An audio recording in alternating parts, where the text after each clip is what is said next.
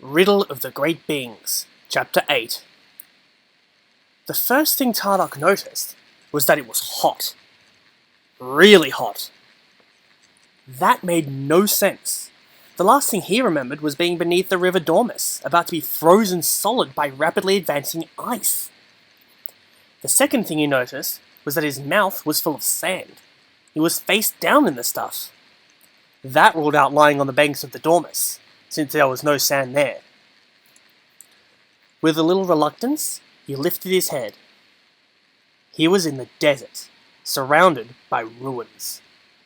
It looked like there had been some huge battle here not long ago. Tarduk got to his feet and swayed, overcome by a wave of dizziness. When it passed, he started looking around.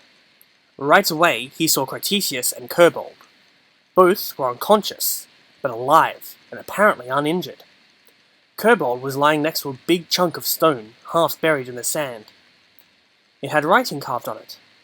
Tarduk cleared away the sand and read, "Atero Arena." What? Thought Tarduk. It can't be! When we left to go north, the Atero Arena was whole. The tournament was about to start. What could have done this? Tarduk searched the ground frantically for some clue. He saw Glatorian armor and weapons scattered all around, obvious signs of a struggle. And one thing more.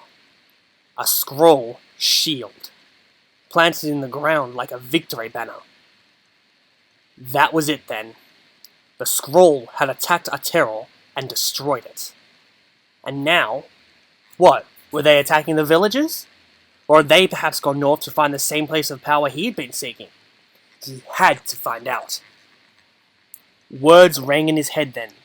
Someone, not long ago, had said to him, "Rock is already unyielding. Give it to the power of the great beings to wield, and no world is safe." But who had said that? And where? He had a vague memory of an archway, a slab of stone, and someone speaking to him. And then he walked into the archway and... Suddenly it all came back to him, a flood of memories surging into his brain. Yes, he had been underwater with Crotesius and Kirbold.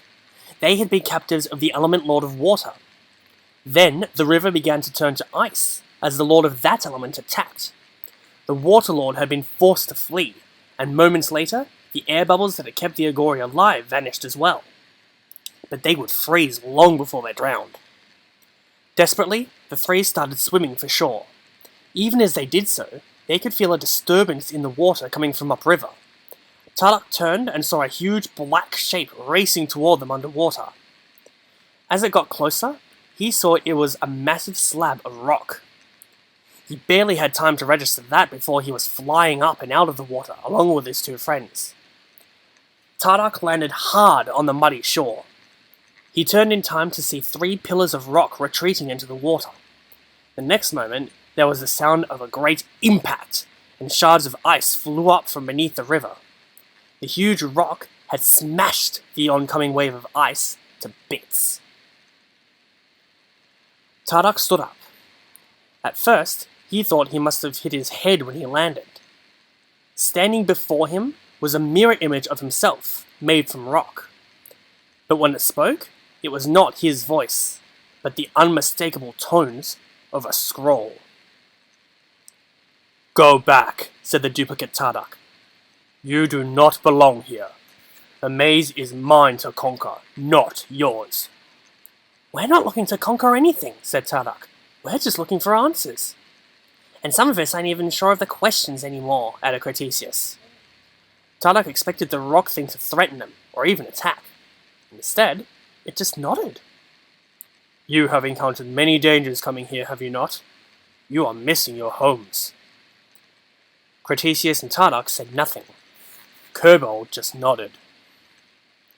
"Then I will not delay your journey," said the Element Lord of Rock, "for who else could it be? But I will warn you, rock is already unyielding. Give it the power of the great beings, and no world is safe. That power will be mine, and no one else's. Travel on, learn what you must, take nothing back with you, and never return." With that, the rock statue of Tarduk crumbled to dust. "Maybe it is time to go home," said Crotesius. "No, not after we've come so far," said Tarduk. "We're close, I know it."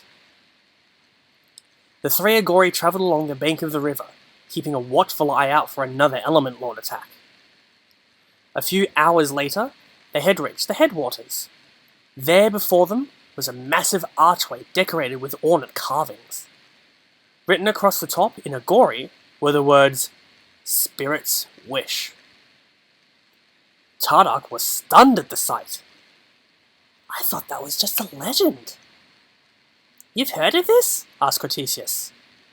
"Read a carving once that referred to it," Tarduk replied.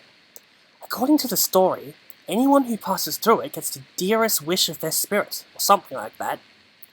If it works, maybe we can get where we want to go right away, instead of more travelling on foot. It's worth a try."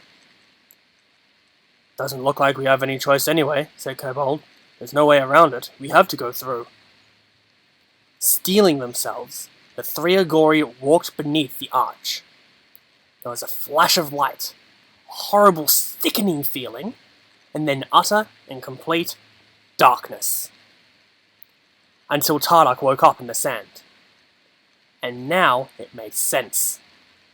The arch wasn't some magical wish granter, it was a teleportation device, just the sort of thing the great beings would build.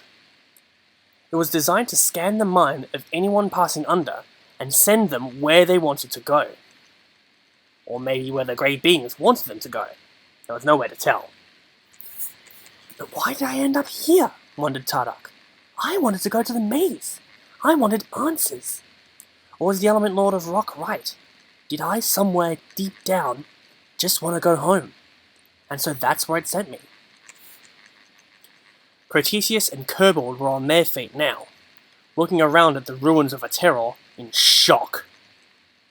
Tarduk knew that they would want to head back to their villages, and so did he.